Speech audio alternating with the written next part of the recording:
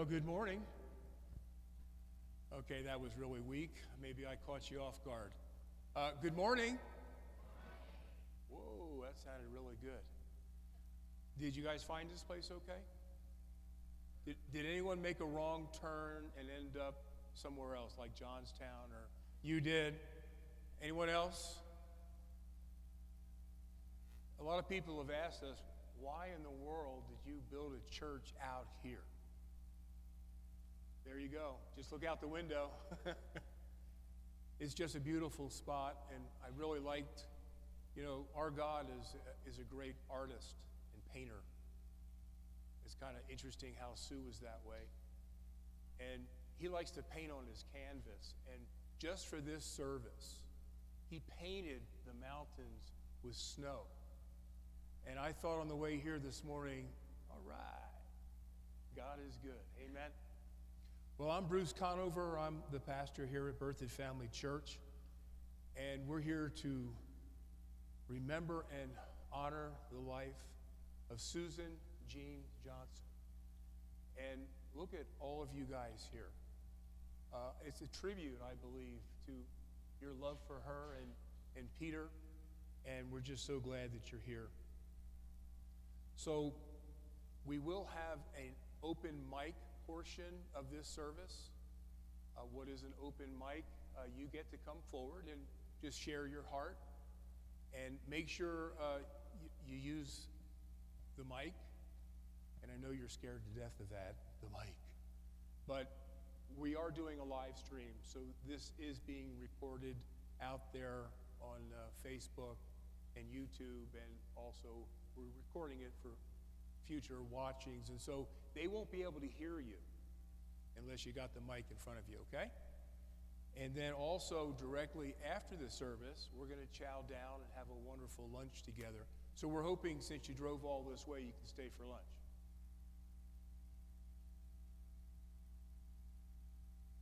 I don't mean to get you hungry before the service, but it's going to be good, all right? Well, we did have a lot of cookies that were available, but we do in this church have what we call a cookie monster.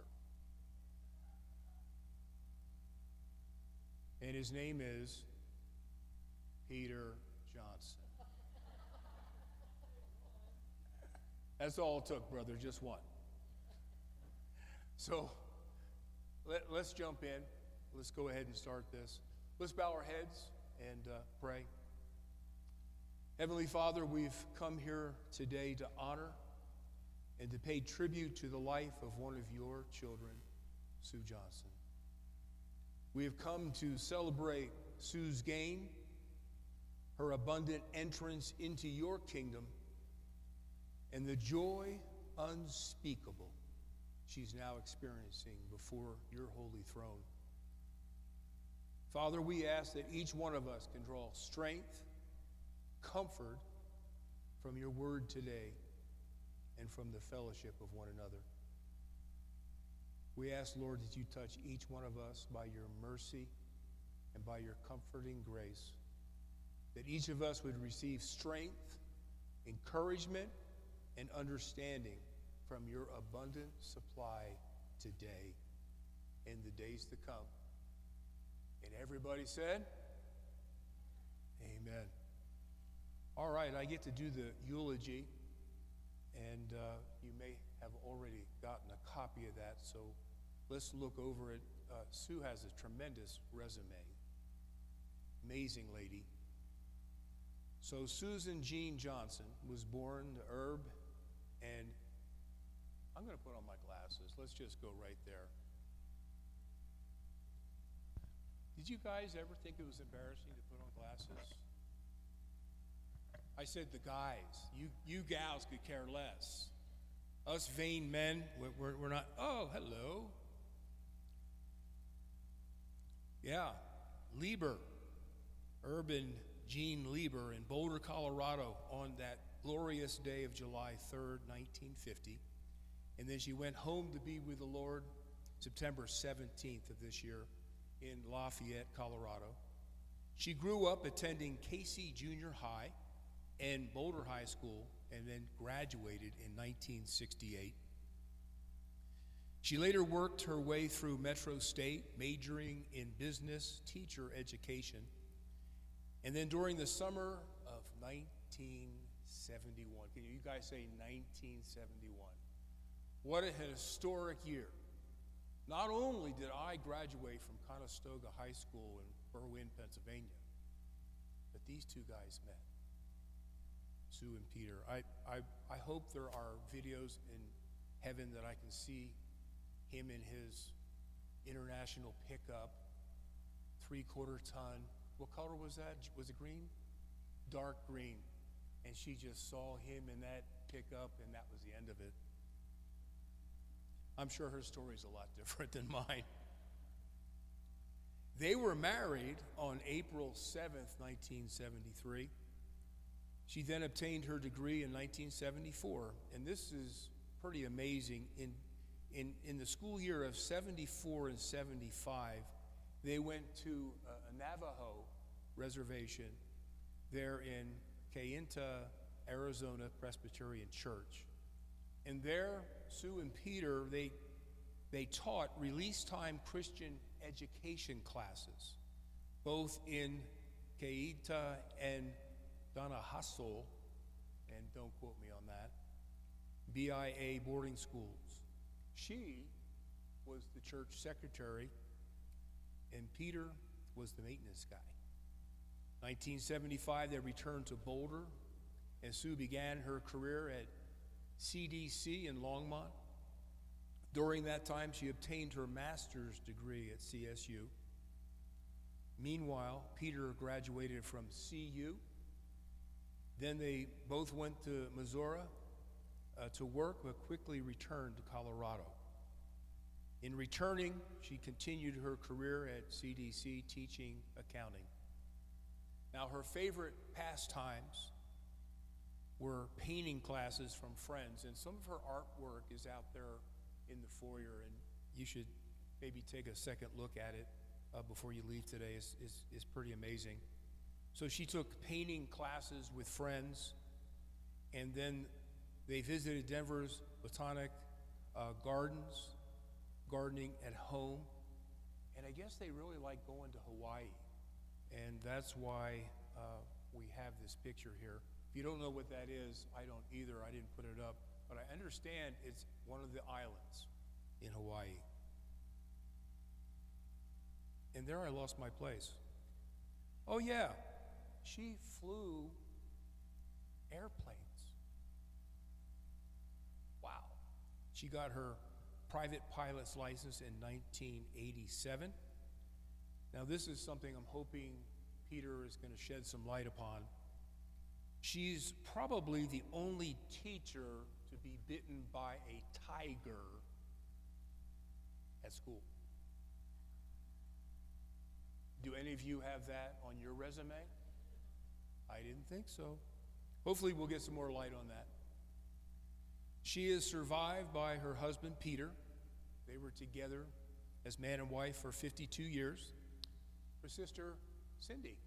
Her husband, Kit Kittinger. And then brother Doug and his wife, Linda Lieber of Lone Tree. She is predeceased by her parents.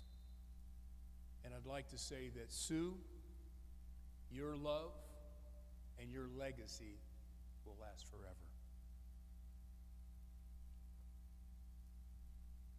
Well, we're going to look at a couple of scriptures this morning. And probably one of the most powerful environments that you and I can get into is an environment of peace. Both an environment of love and peace are so valuable. And I wish as a pastor that I could pray for people and just bestow peace upon them. Because so many of us are distressed and distraught. But peace doesn't come that way. The Bible tells us that peace comes through the knowledge of God. And so once we hear and receive that knowledge from the Bible, and then we begin to allow it to bring comfort and peace, that's how peace comes inside. So really, it's our intent to give you a couple of scriptures that every time you might be in a place where, you're overwhelmed with some of those feelings that happens when we lose a loved one, that you'll just see her where she is right now. Visualize what she's enjoying right now. And when I take me out of the equation and consider her, then the peace comes. So right over here in John chapter 14, Jesus himself gave us a word.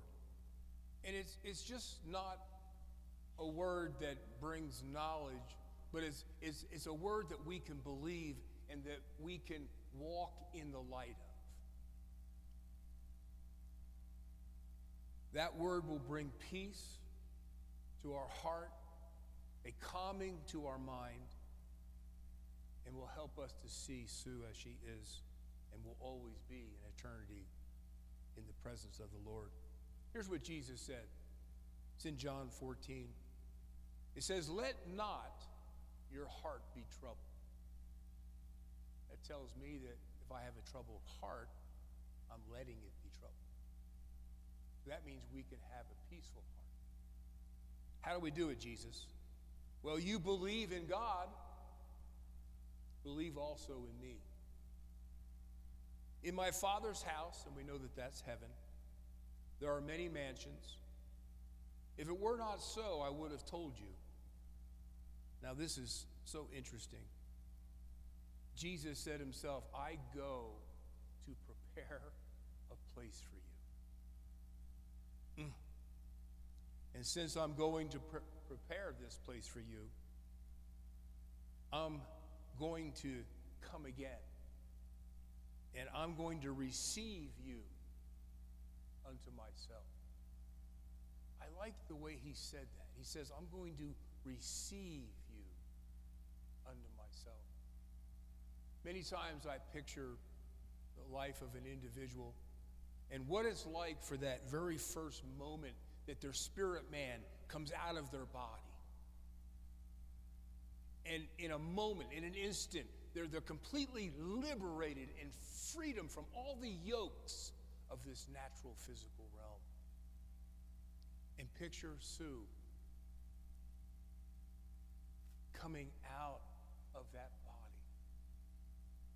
and looking down and seeing that body, and then looking up, and there's Jesus receiving her to himself.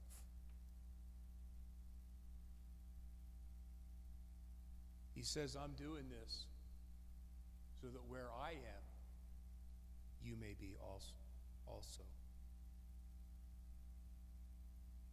So because of these words that he spoke to us, we can have peace and hope. I like this verse here in Philippians 1:21. It says that for me to live is Christ, that is his life in me, and to die. Now listen to what this says. When you die as a Christian, it is gain.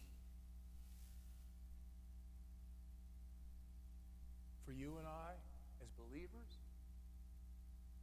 death isn't as bad as people tell us. It's gain. Why is death gain? Because physical death is just simply a door. We came to earth through the door of physical birth. We leave it through death. Sue has left this earth with its burdens. She has passed through the door to eternal rest and peace with her Savior. And now we're inviting Peter up here for the rest of the story.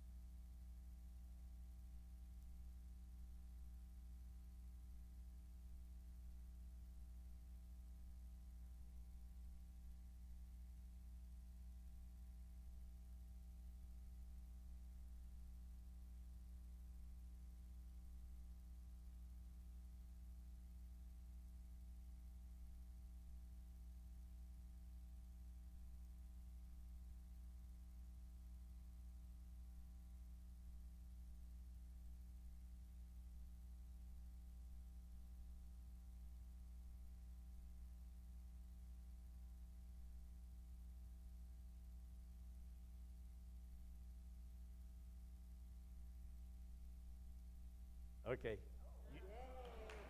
He's back. You want me to? Sure. Okay. I now get to start over again. Okay. Well, if that's all I missed, we're pretty good. Okay, Sue's mom grew up in Boulder. She's related to the Stingles that homesteaded out there at 75th and Arapahoe. Her dad was from Jennings, Kansas. Her dad came to Boulder after the war. He was in submarines out of Australia. And his mom had moved to Boulder, and they met at, I think it was Alba Dairy, when her dad was delivering and mom was secretary out there. So they got married in Boulder in 1947. They lived in a basement, one-room apartment with a shared bathroom down the hall. Sue's Aunt Maggie said, "You want to come live with us?" And she had a duplex in what's now the Goss Grove neighborhood, well-developed downtown Boulder. So while it was an improvement, I think the room that Sue grew up in was probably 5 chairs wide and 3 rows long. As I remember, she moved out of there by the time I met her, but they had 3 kids stacked in the bunk and 1 dresser, 1 room. And when it was time to go to bed, you had to go to the bathroom, change clothes, put your robe on, and then crawl in bed. Because who had the top bunk? Really? So anyway, then when Aunt Maggie passed, Sue and Cindy took over the back part of the duplex, and they had their own rooms. That was a huge improvement. So anyway, 1950, July 3rd, Sue was born on her parents' 3rd anniversary. And she grew up walking to Lincoln School, about 3 blocks away. And I heard stories about a Mr. Zola. And I don't know, but he left a lasting impression. I don't know if that was 2nd grade or not. Then she went to Casey Junior High in Boulder. That was a mile walk from home. And her parents thought she should wear saddle shoes because they are good for your feet. She had a slightly different idea of what proper attire was in junior high school. So she had bought herself a pair of penny loafers, which she hid at her friend's house on the way to school. And changed so she wouldn't get in trouble either way. Then she went to Boulder High School. She was part of the pep club. I was there, but I was a year ahead of her, but I didn't have any idea she was there, which is a good thing because she wouldn't have liked me at all. She was a candy striper at Boulder Memorial Hospital. And when we were cleaning up my parents' stuff, we found a poster that had names of candy stripers and their awards and how many hours they'd worked. And Sue was on that list. But somebody else had more hours than she did. I couldn't believe it. So her other activity then was Rainbow for Girls, and she was very active in that. And as she kept saying, she moved up the chairs, which is you start at the bottom, and every 6 months or something, you move up to the next rank. So during that time, they sold candy to raise money. And she sold more candy than anybody else in the state of Colorado. That won her a trip to Washington, D.C. So she was well-traveled already. I think, was that the trip she got heat stroke? I think, yeah. So one of the other, what would you call it, formative things in her life. Yeah, we'll leave that now. Anyway, she had an irrepressible drive to go to college and be something with her life. her parents didn't think girls needed to go to college, but they let her live at home while she went to college, as long as she did her chores. One of the old guys at church loaned her money so she could buy a car, which then somebody ran a stop sign and totaled it. So she got another one. So while she was going to Metro, she didn't know what student aid was, so she got no student loans. She worked at Dom's Donut Shop, and she worked at Boulder Valley Farms for Mrs. Culver, and paid her way through school.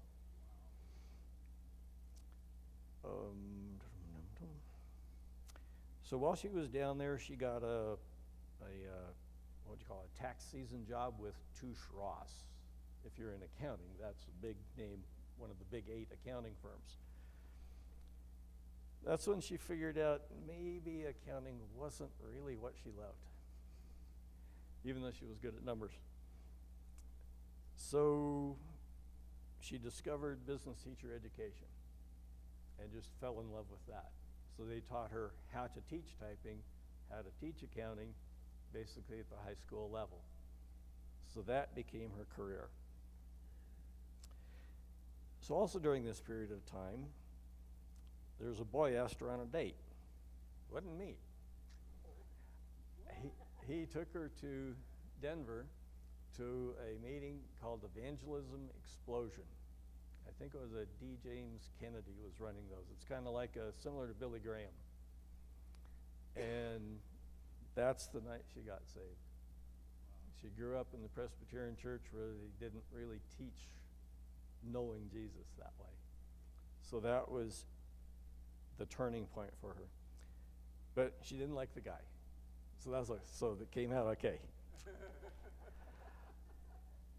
Her family had gone to Valmont Church forever. That's quite a story. Valmont Church is they fight with one of the Catholic churches for being the oldest continuously active church in the state of Colorado. But it's east of Boulder by Valmont Butte off Valmont Road. It burned down while we went there, but anyway, they've rebuilt it.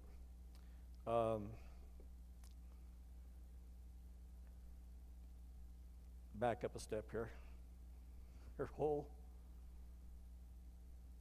Stingle family was all Catholic. Her grandmother married a Protestant, and they went to Valmont Church. So anyway, that's how that family connection started years and years ago. Okay.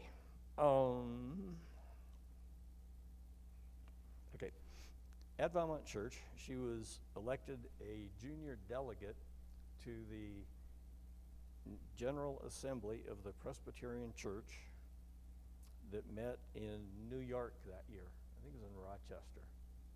So she got a trip to New York as a delegate. Now this was a very, very interesting time in church politics, because this is when the Presbyterian Church was funneling money into that communist Angela Davis. So her eyes were quite opened. So anyway, at Valmont Church, she and my dad were the evangelism committee, because she knew everybody and Dad was on fire for the Lord. So they were visiting old folks all over there. So now it becomes harder and harder to separate Sue's story from my story, but I'll do what I can. So July of '71, I'm in the Navy. I come home on leave. My dad has done a Boulder buy of a '71 International for me, and he got better prices than I got in Florida, so that's why he did that for me. So one day I'm out front of the house, and Dad says, "Can I introduce you to this girl from church?" And I thought about it for about a millisecond and said, "Sure." He says, "Jump in the truck." So we jump in the truck. He says, "Go here, here, and here." So we go down to Sue's house. Her car's out in front. Good. Knock on the door. Nobody answers. That didn't make any sense to my dad. Jump in the truck. We go back home.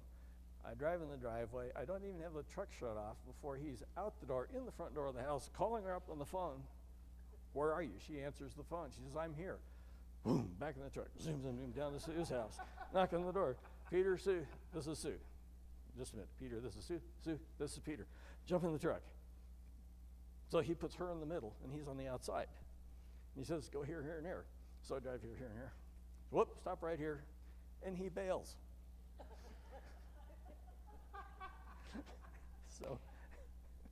So Sue's known me for like 2.5 minutes, so she scoots over. Yeah, right. Okay. So now I got to tell Sue's side of the story. So I've been at my parents' cabin, and I came home, and I was taking a shower. And I can't answer the door. Then I get all dressed, the phone rings. I don't know if she called my dad Herb or Mr. Johnson. I'll say, Herb's on the phone. He says, where were you? We're coming. So I show up. Anyway, she said, and they stuck me in the middle, and then they dropped him off, and I'd only been there 2 minutes, so I moved over. Okay, so we went for a ride, and my gosh, it was amazing. I don't know if it was love at first sight, but it was sure enough, whoa, this is something special. But it was like. So from that moment on, we were inseparable. So I had to go back to the Navy. I'm writing letters. She's writing letters. We discussed very serious things in those letters. She took a semester off from school and helped her aunt and uncle drive from California to Tampa, Florida, where her aunt's mom lived, and Sue had a friend from Boulder there. So Sue was at Clearwater. Well, we just happened to finish a training cruise in the Caribbean, so we're back. I had the truck with me. I jumped in the truck, zoomed down to Clearwater. She was so happy to see me, and it was quite mutual. And we just hung around some botanic gardens, had a picnic on the beach with her friend, and then I had to go back for a full dress inspection with admirals and awards and all that kind of Navy stuff. So she came with me. So my shoes weren't very shiny because I was not a good shoe shiner. So I said, here, you drive, I gotta shine my shoes. When the guys saw her driving my truck, I said, whoa.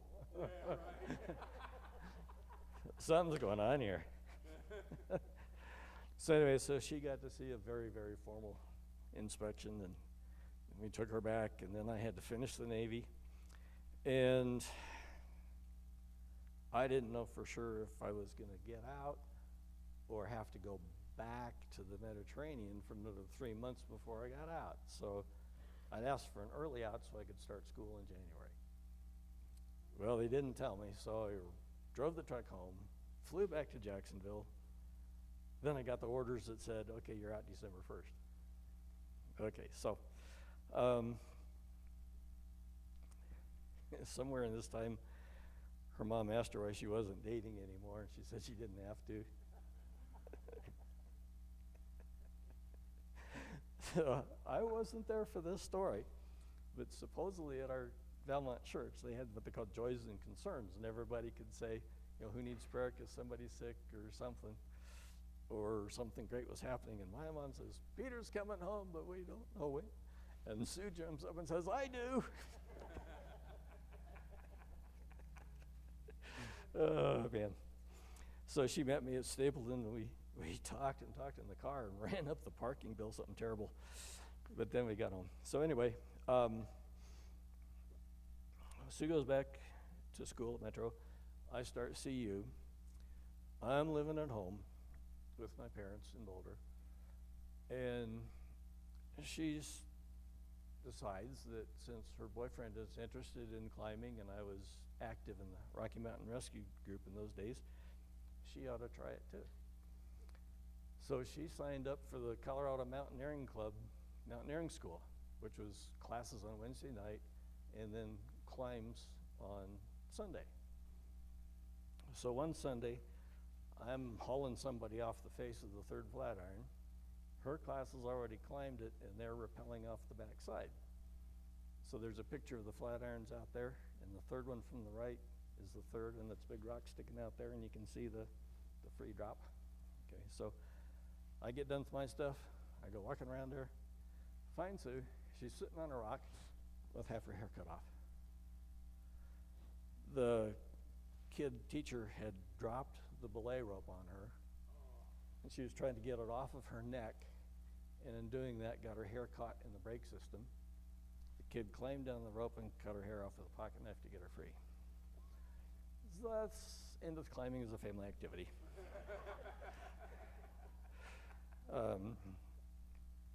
She was amazing, a good sport about the whole thing. So then,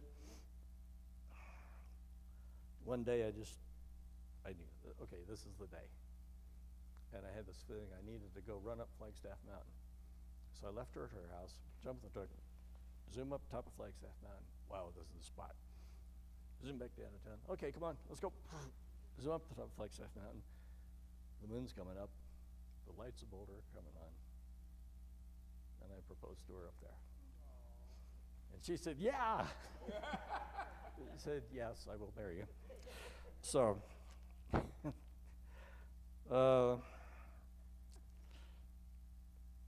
I got an apartment in February of '73. Apartments in East Boulder off of 47th Street, $127 a month for a one-bedroom apartment with a living room. On Valentine's Day, we set the wedding date for April 7th.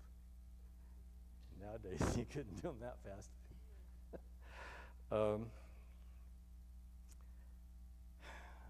So, yeah, I'm talking too much. There were 18 inches of wet spring snow the day we got married. We knew that her brother and my brother were probably planning something because her car keys had disappeared. So I took the whole ignition switch out of her Maverick and had it in my pocket for the wedding ceremony. Okay, so Sue finishes school. I'm starting school, and the Lord kind of says, hey, remember that year I talked to you about 4 years ago when I was in the Navy, the Lord said you owe me a year one night when I was doing nightly devotions? So he said, okay, where's that going to be? So we are contacting a lot of different church organizations and, who can use this? And nothing worked. So he said, okay, Lord, if you really want us to go someplace, you get hold of us through somebody that we respect in the church. It wasn't 2 weeks later, a letter went from Kayenta, Arizona, to First Presbyterian Church downtown Boulder, who gave it to our lay pastor at Valmont Church, who gave it to us. We drove down to the reservation, interviewed for the job, and they said, you bet we want you. So we packed everything in a U-Haul, and the truck and the little yellow Maverick go down to the Navajo reservation. So they gave us kind of a lecture of how things were down there, how to behave. They had an old house that nobody lived in for years. It was a filthy mess. So we cleaned it and cleaned it. One of the pictures out on the wall is Sue working on the kitchen in there that had yellow peeling paint. It was a mess. But anyway, we borrowed a scrubber from the hotel to try to clean the rug. And Sue says, oh, I've done this as Mrs. Culvers. I know how to run the scrubber. So she gets in the scrubber, grabs the switch, and it throws her across the room. She says, you do that. Oh, boy. Anyway, so we're in there. I think we've been there, 2 weeks. And it rained, which it just doesn't do, but it rained. And it's Sunday morning. So we're doing the getting going for Sunday morning.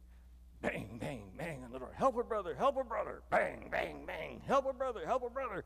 Bang, bang, bang. So you open the door. Here's this Indian with a blanket. Want to buy a genuine Pendleton blanket, $4. Well, they taught us $2, $4, $6, don't do it, because that's just a bottle of wine behind the trading post. So the proper thing was, come on in, give them coffee. Boots, red mud on the carpet. So he sits down, gives him some coffee. Says, you got a paper bag? He says, okay. So she goes, hands him a paper bag. He rips a piece off of it and rolls a cigarette. So that was our introduction to reservation life. We didn't give him the $2. So our job down there, as we already mentioned, was to teach release time Christian education classes in the Bureau of Indian Affairs boarding schools at Kayenta and Dennehotsa. So that was like doing Sunday school one day a week after school. And the Protestants split the classes up by age group. So we had 4th grade or 5th grade. The poor Catholic priest had kindergarten up to high school in one class. Poor guy.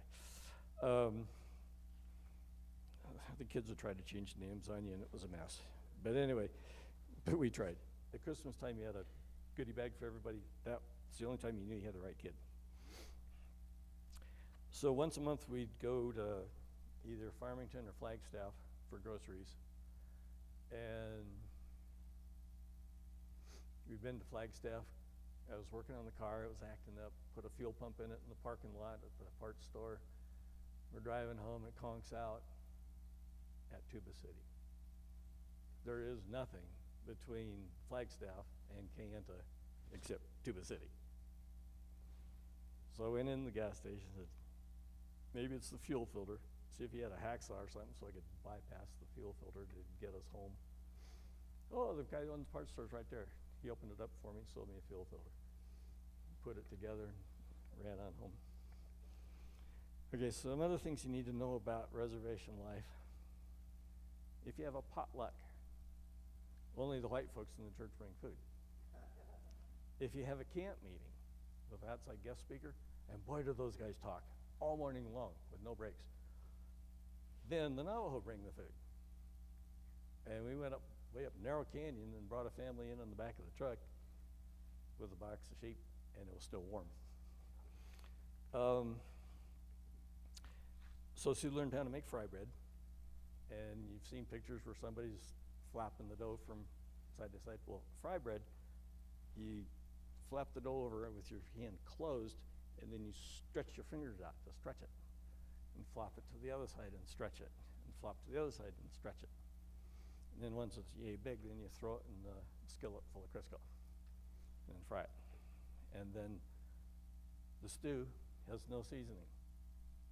So you got the fry bread in one hand, salt the heck out of the fry bread, and then eat stew with a huge spoon and salty bread. She did ours differently at home. We had stew because mutton at the trading post was 33 cents a pound. I don't remember what hamburger was. Let's see, we came home for Christmas after we got stuff going, totaled the truck on Wolf Creek Pass, rode the bus from South Fork to Denver. Dad picked us up in Denver. After Christmas, they drove us back down to the reservation. There was no water in the house. The water pipe was frozen. So we started digging, and it should have been down 4 feet, but it was only down 8 inches. So we dug holes every 10 feet, found the pipe, got used engine oil from Kayenta Motors and newspaper, poured it in each hole and lit a fire. And eventually it thawed out, and we had water again. We let it drip for a while. So the next summer, Mom and Dad came down with some kids, and we dug the whole thing down. As we went down to where it should be, we passed 6 other abandoned water lines that were all less than a foot deep. One day, one of the Navajo ladies came in and talked to Mrs. Messer, Pastor Messer and Mrs. Messer, were running the place. She wanted a Bible study right now. So Mrs. Messer got Sue, and they went down and did some Bible reading and study. And 2 weeks later, she was killed in a car wreck. And the story down there, when they explained Jesus, they all knew about car wrecks. There's a car wreck. 3 people are going to die. The ambulance only has room for 2. Jesus stays behind. So coming home, my dad found an ad in the paper for somebody that needed a driver for a U-Haul truck that was going down to Kayenta, Arizona. So he drove a U-Haul down there full of somebody else's stuff, unloaded that, came to our place, loaded our stuff up, and we come home. So Sue's parents threw the hippies out of a property they were renting. We took that over. We go back to Valmont Church. I get school started. Sue gets a job doing Rocky Mountain Business College in downtown Boulder. The owners folded up the college, and all of a sudden they show up and the doors are locked. That was a mess. She was really bummed over that one. So then she got on at CDC, and during that time she went to CSU. She got her master's 2 weeks before I finally got my degree, just barely before I turned 30. Okay, so then the question is, where are we going to go? What are we going to do? We were praying about it. It seemed like southern Missouri kind of lit up. So I got a job in Joplin over Christmas break, bought a house in the country with 5 acres, thought we had the world by the tail. After school, we could load up, go down there to work. Instead of being the 3rd engineer, I'm the only engineer, and it goes downhill from there. So while I was there, we had a meeting in Kansas City with HUD, and they were working on community development block grants. So we had the mayor of Carterville rode up with us, city manager for Neosho and his wife drove up there. We're doing this big meeting, and my boss says, you will take them out to dinner. So we go to the restaurant and the hotel. They're out of everything. It's a mess. So the city manager of Neosho asked the hotel doorman, where's a good place to go? He said, oh, the Savoy. So we load up in his car. We go to the Savoy.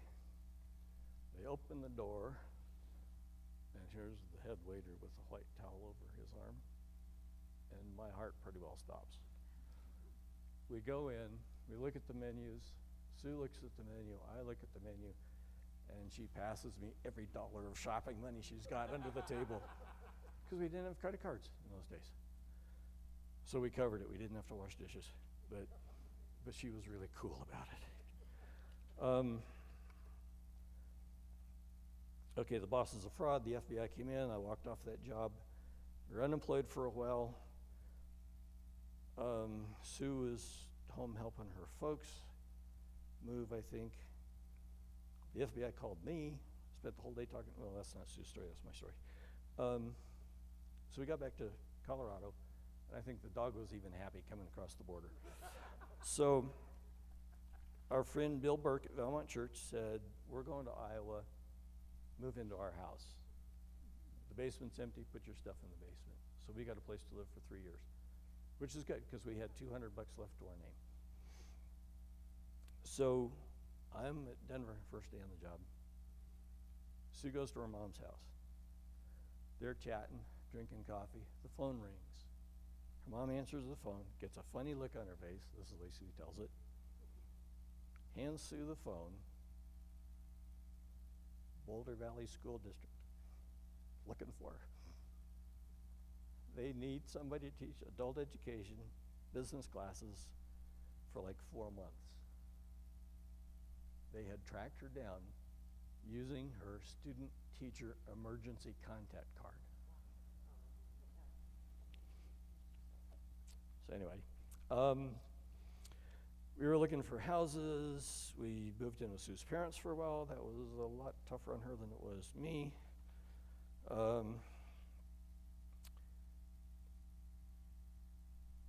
Interest rates were running 16 and 18% at the time. Prices were just going.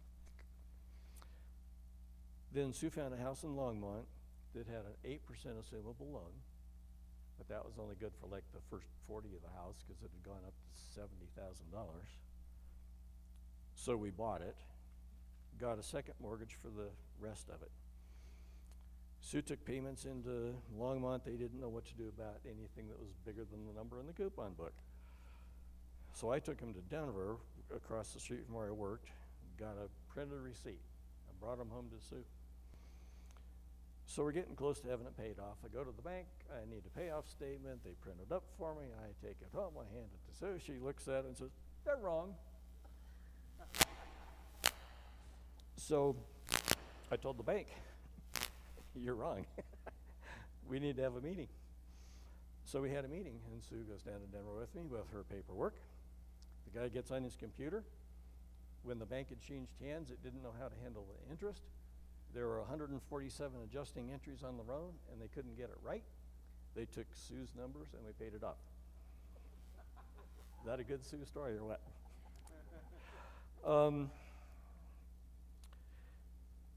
So I would say, in our married life together, if one of us was down, the other was usually up. And we made it through by holding each other up. Having no kids took us both down. It was rough. In '85, we said, no more doctoring, we're done. So one day I had the idea, I'm going to take Sue out to the airport and buy her an airplane ride. So I'm walking downstairs to the family room. This is in the Longmont house. And in big red block letters in the air in the family room, it said, "Now." I've never heard of anybody having anything like that. So I nowed. I got Sue. I said, "Hurry up, let's go." We're driving, and by the time I got to the airport, I knew we both needed to learn how to fly. Now was because there was a guy out there that was starting a flying club. We signed up for his flying club. It was a lot cheaper than through the regular guys where we should have been, I guess. And he said, "Well, when do you want to get started?" I said, "The sky's blue, let's go." And he had a 4-seat 172. So put Sue in the front seat for her first lesson. I'm riding in the back seat. There we go. Came back, went to where we should have gone at the airport FBO, bought logbooks, came back, traded seats. My first lesson, off we go. So, in hindsight, that was God's gift to us to restart our life. So, I got my license. We'd done a trip to Washington, D.C. She came back with a gallbladder attack, so she kind of got stalled out on flying.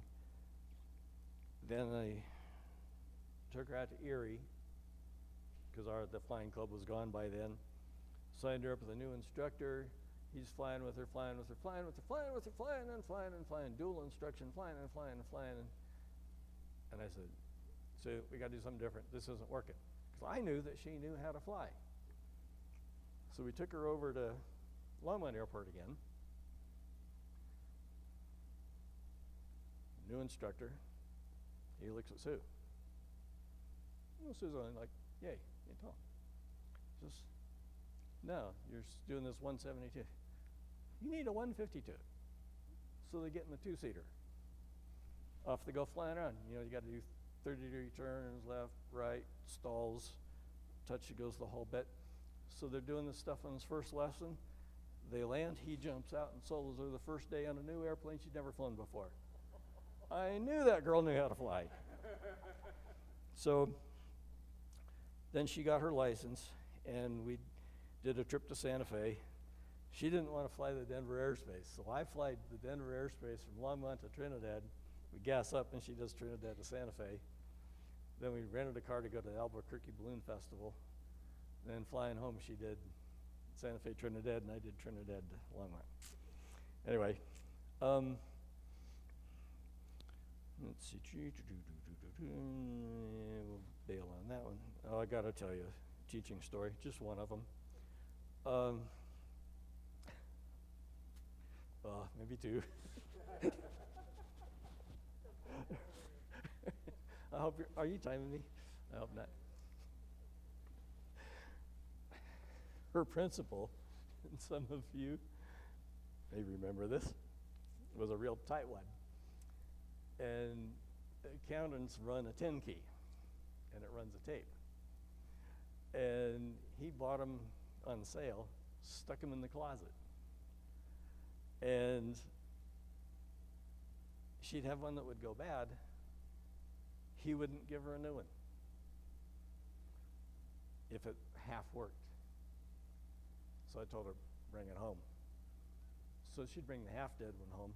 I'd put 110 volts across the circuit board, make sure it didn't work, then he'd give her a new one. So this was in the day when they were taking students that weren't making it and moving them into mainstream classes. So she had several of those in her accounting class, which was really, really tough. One of them came to school one day. He said, Mrs. Johnson, I went to the bank on the way to class, and I told it to give me money, and it spits out money, and there's only $20 of it that was mine, because that's all I asked for, so I just put the rest of it in the trash. Because then they were doing a teacher in-service day. That's where the kids don't come to school, the teachers get teacher training, and the teachers are all around in a circle like teachers do. We got a surprise for you today. The guy that runs Keensburg Animal Sanctuary was also teaching auto mechanics. I think it was auto mechanics. He brought in a tiger, Tigger. The teacher said, oh, can we pet Tigger? So they're going around the circle, everybody's petting Tigger until they get to Sue. Tigger glums onto her thigh and puts 4 big holes in it. And she says, I knew better than to scream. So there are all kinds of new policies in place after that. Okay, so here's where I get to tell you my side of the story, even though it's Sue's story. I'm working at home. I had my own business for a couple of years. Working the afternoon, phone rings. It's Karen, one of Sue's friends. Peter, Sue's in the hospital. She's been bit by a tiger. Bring her a new pair of pants. Yeah, sure, Karen. And in my head, I'm going, okay, this is just Karen. There's not Carol involved, so maybe there's some truth to it. Okay, so I go get a new pair of pants. Go up there she is. They're doing a sloppy job of irrigating holes in her leg. Anyway, good story. 2006, she retired after 28 years at CDC. A friend of hers called and said, I got a job for you. She says, no, I don't need a job.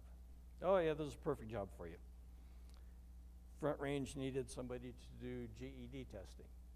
And she had done that as a side, she always had a side job. So she knew how to do it. So she did GED testing at Front Range. And one of the stories from that was an 80-year-old lady who'd quit high school to get married, wanted to finish. So she came to take the GED test. So Sue told her, okay, you don't do it all in one day. Do what you've got the most confidence level. Do this section of the test. And she passed it. Then when her mom died, she quit that job. So, okay, now here's where it starts getting tougher.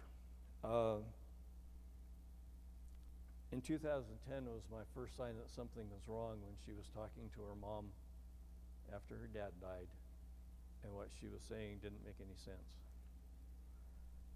In 2012, she was responsible for the estate when her mom died, getting the house sold. She would really, really flip out. The realtor would call, she'd scream at the realtor, hand me the phone. I'd talk to the realtor, everything's okay. I'd sit her down and say everything's okay. Then she'd call Cindy and tell her a completely different story. I said, whoa, what's going on here? So then, My mom died in 14. I retired in 14. 2016, my dad died, and Sue was not as bad as when her mom died, because I think the stress of being responsible made it worse. But things were declining. So in 2017, I said, hey, took her to the doctor and said, something's going on here. This isn't grief. It wasn't acting right. Because that's what I just attributed to. Well, if any of you know the SLUMS score, it's a standardized series of questions, and a good score is 30, and she was already at 13. So very shortly after that, she wasn't driving anymore. I'd pretty well taken over the driving.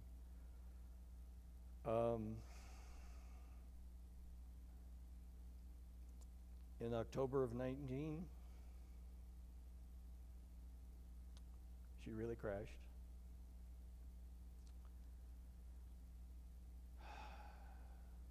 That's when she told me, when we were watching TV, that I could sleep in the back room in case her husband came home.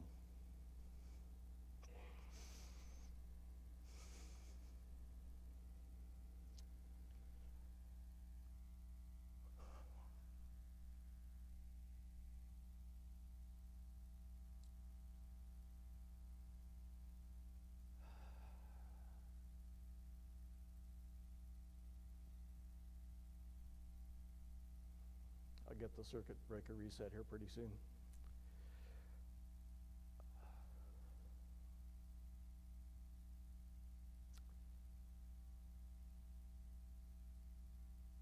The only way to describe this from my side, I have no idea what her side was saying because she couldn't tell you. But it's like taking hay hooks to a living heart.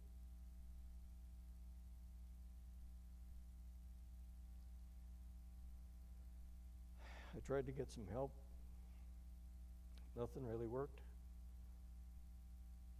I got her on the waiting list for Landmark Memory Care. They'd call me and say, we got a room available.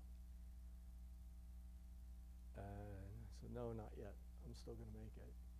And then all of a sudden, 1 month, I couldn't.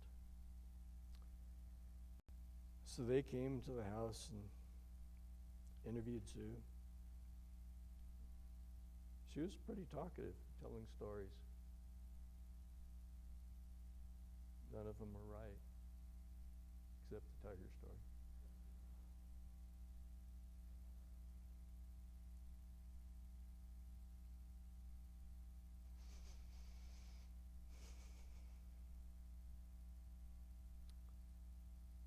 So in March, I had to hand her off to Elizabeth.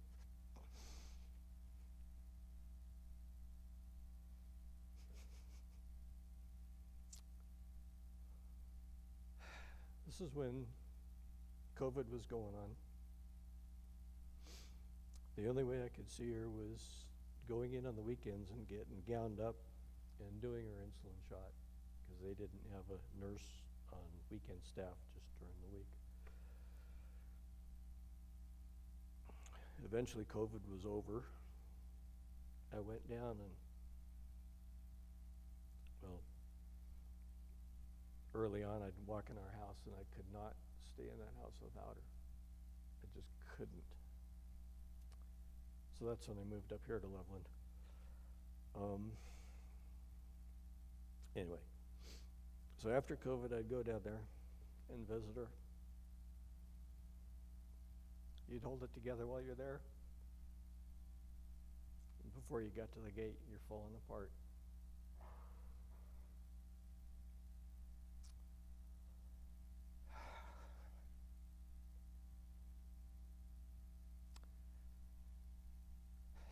So you sit in the car long enough till you can get reset to drive home.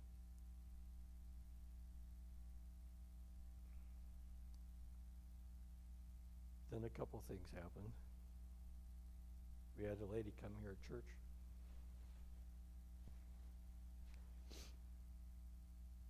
Well, before that, maybe, I'm not sure about the timing on these two.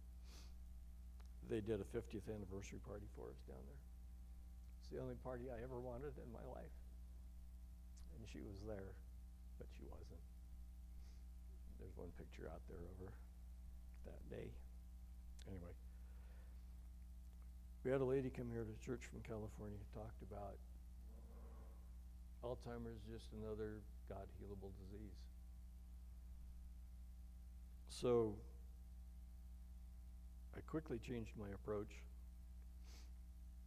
We started playing healing scriptures in her room, and we'd pray over handkerchiefs and keep them pinned inside her shirt. That's from Acts 19:11. They took handkerchiefs from Paul. And we have current, stories of that same method, where a handkerchief gets passed on to as many as 5 cancer patients, and they get healed. So Sue had wasted down to 97 pounds. They moved her around in a wheelchair and just basically handled her with love, like a sack of potatoes. Picked her up, moved her, reset her.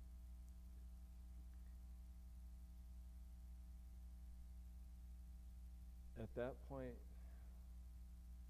I don't remember the circumstances, but I knew the names of our kids. So one night, I was tucking her in, and I told her, Sue, if you want to go, it's okay. I won't hold that against you. But as for me, I was going to work to keep you here.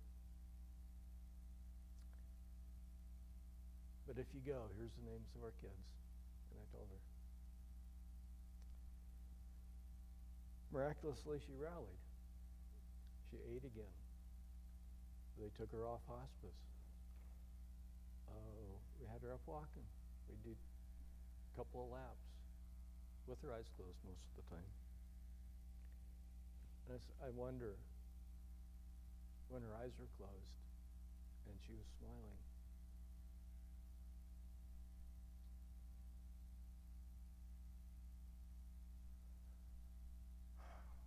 I wonder if she was with Peter those times, since I wasn't anymore. I think she was. So,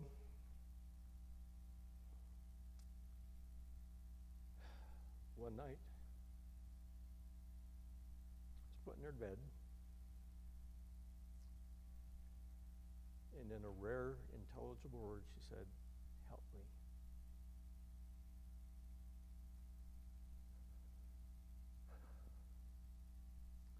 I had nothing more I could do.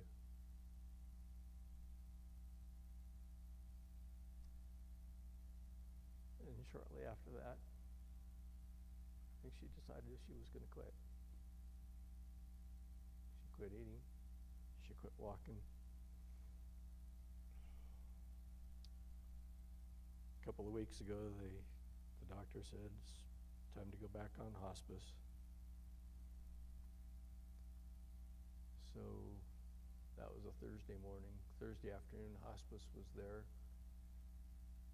So I was talking with the hospice people, telling them Sue's stories, kind of a few of what I just told you. And she was lying there, smiling with her eyes open.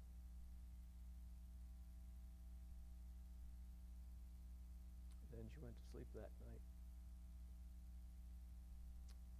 She never woke up for 5 days. No response.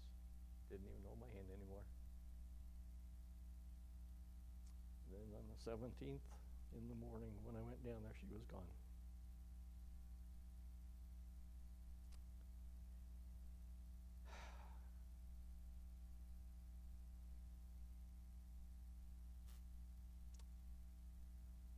So right now, most of the time, I'm really happy for her.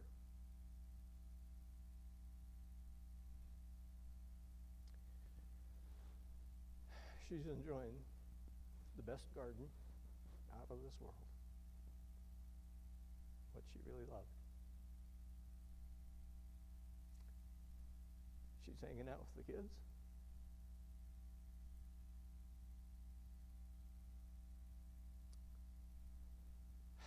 And they're all just waiting for Daddy to come home from work.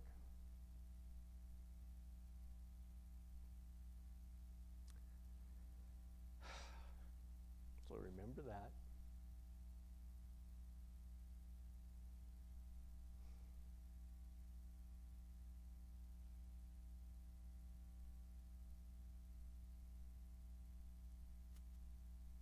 I think I'm gonna probably have circuit breaker trips once in a while for a while.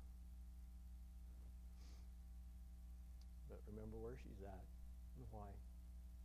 Now she got there. Because she accepted Jesus as her Lord years ago. And that was the controlling thing in her life, in our life together. So anyway, if anybody wants to say something, we got a mic. Some of you that have been so important in the last 6 years,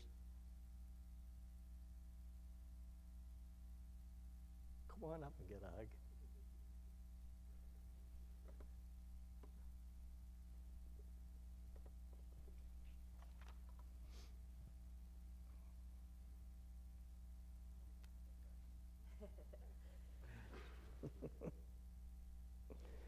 This is Kelly. She runs the place down there.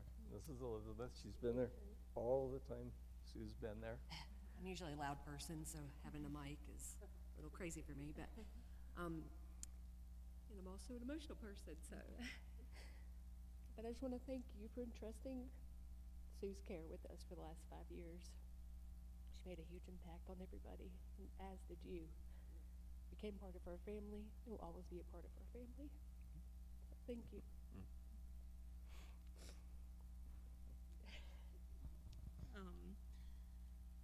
Since I've been at Landmark for a long time, and we see so many people, and Peter was the one that he reminded me. He's like, remember when I handed you off Sue to you? And I was like, no. And then I was like, no, yeah, I remember, like, coming out to the car and getting her, and all the time, like, when Peter was coming during COVID, and just seeing him, like, the love that he had for her.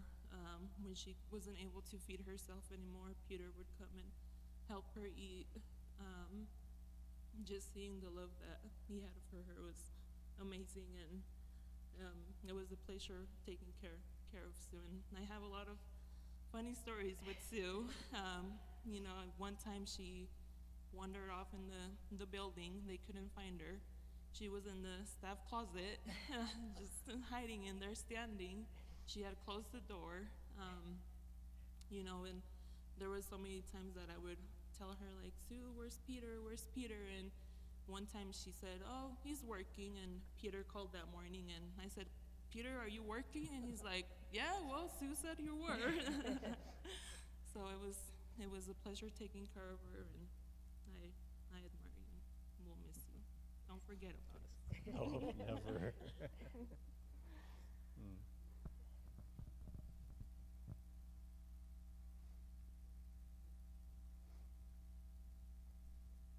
You ought to see Sue and, am I still on this one?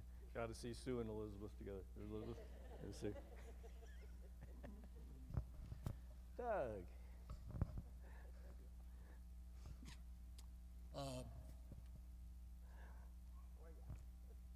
Growing up with Sue was great. She pissed me off a lot. She was faster than me, feisty, smart, and I loved what Peter talked about because it brought back so many memories. One of my favorite memories is that she always loved to participate in things, so that we had the powwow rodeo and powwow parade in Boulder, and she turned her bike into a horse with big of cardboard, and she rode that thing in the parade, and with the cowboy tie and all that. She was cowboy hat. Yeah, exactly. And what a great. She always. I think that taught me a lesson. Like, hey, you need to go do things and reach out and do things. But always made me mad she was faster than me, but later on I caught up. We always went to church. Every Sunday, if it was Sunday, we went to church, and the three of us rode the back seat of Vern's car out to church because it was quite a little drive out there, and Vern hummed on the way. He didn't have a radio, so so fun. We were so glad when Sue turned 16 so she could drive us out, and we had some fun times with that. The best thing in her life, though, was Peter coming into it, and I tell you, she was lucky to have him as a husband. Our family was lucky to have him as a brother-in-law, and he's been amazing. So thank you, Pete, for just being a great person. And so many memories. I'm not gonna share them all, but she was just a great sister, and I just feel bad that just really haven't been able to talk to her in the last many years. So anyway, thank you all for being here, and Pete for what you've done.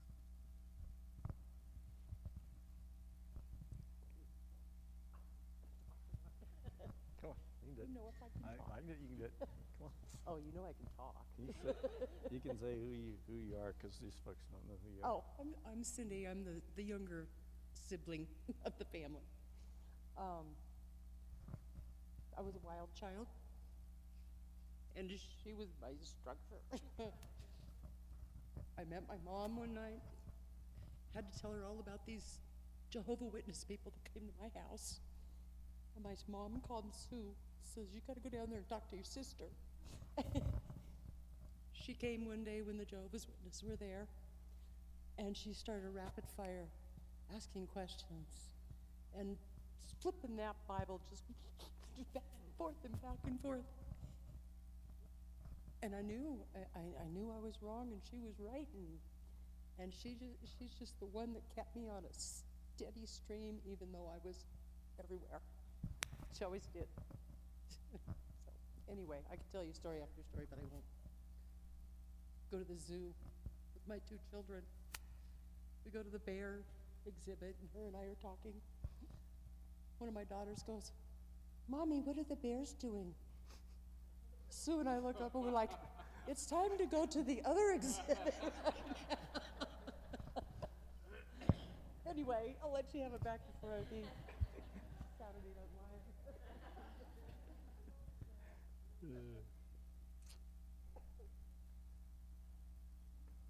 Anybody else got Sue stories?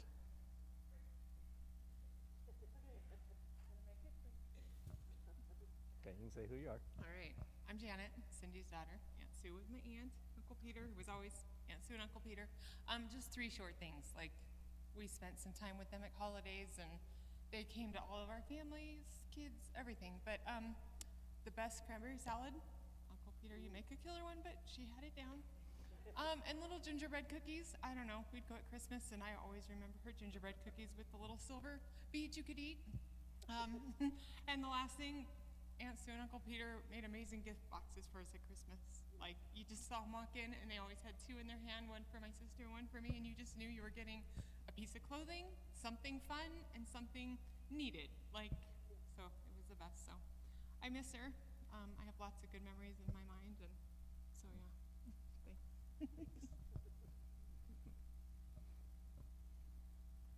Anybody gonna rat out CDC stories?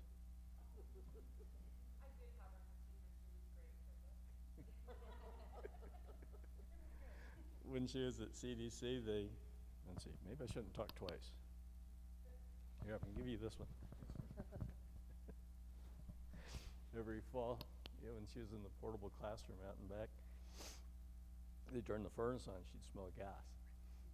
So she'd call the district maintenance people. They'd come out and say, it's just your printers, it's nothing. Next year, smells gas. So she calls public service company. They come out, don't smell anything, and then she got chewed out for calling outside the district. So this goes on for a few years. Every time you turn the furnace on, you smell gas. So she logged it, who she called, and she had a file folder. If anything happens to me, I want you to go sue the pants off them. Then 1 year, they finally had a new school district maintenance guy. He went up there and actually looked at the furnace, had a cracked heat exchanger. He said, "Oh, y'all gotta get out of the room." And Sue laughed at him because she'd been doing it for years. Anyway, am I supposed to say about chow now? I can do it. I'm on a roll. Bunch of grub in the kitchen. So here's the traffic pattern. Go out the double doors, hang a left. There's an island. You form 2 rows going around either side of the island. Come out this door, drinks through the sliding door that's going to be up in a few seconds. And there's stuff in the cooler. There's tea, water, coffee, lemonade, and all that kind of good stuff. I'm a traffic engineer. So y'all just hang out. If I didn't get to say hi to you coming in, make sure hi you going out. Okay? We clap for you. Why? Just because.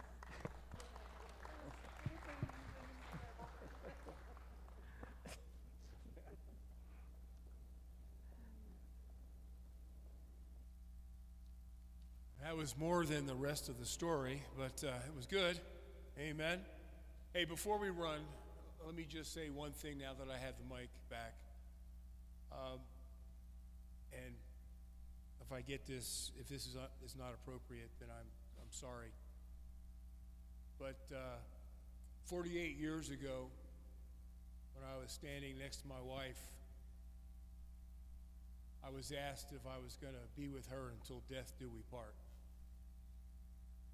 And I said, yes, I do. But I really didn't know what I was talking about.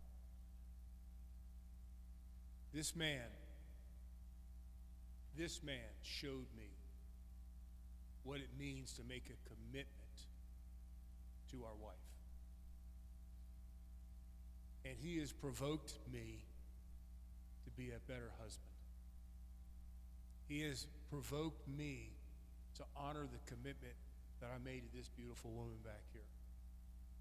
And I think every one of you in this room can testify, I want to be a little bit more like this man. And so I know Sue's the one that got him trained. Right, Cindy?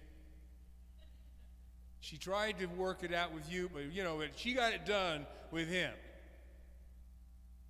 And so I'm just saying thank you. Thank you for showing me what it means to honor my word to my wife. And thank you.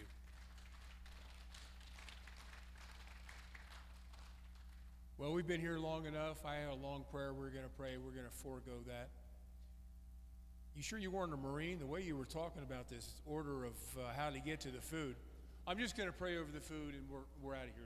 Is that okay? Father, again, we thank you for this wonderful life that both this man, Peter, and this wife, this woman, Sue, live together. We're thankful for the fact that they were a prototype. They were an example.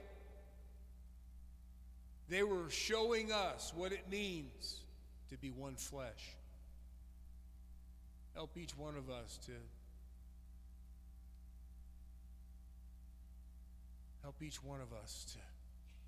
pick up some of these traits that we've seen through these 52 years. And again, we want to thank you for Sue's gain. She's shouting glory. She's telling her story. And we can't wait to see her soon.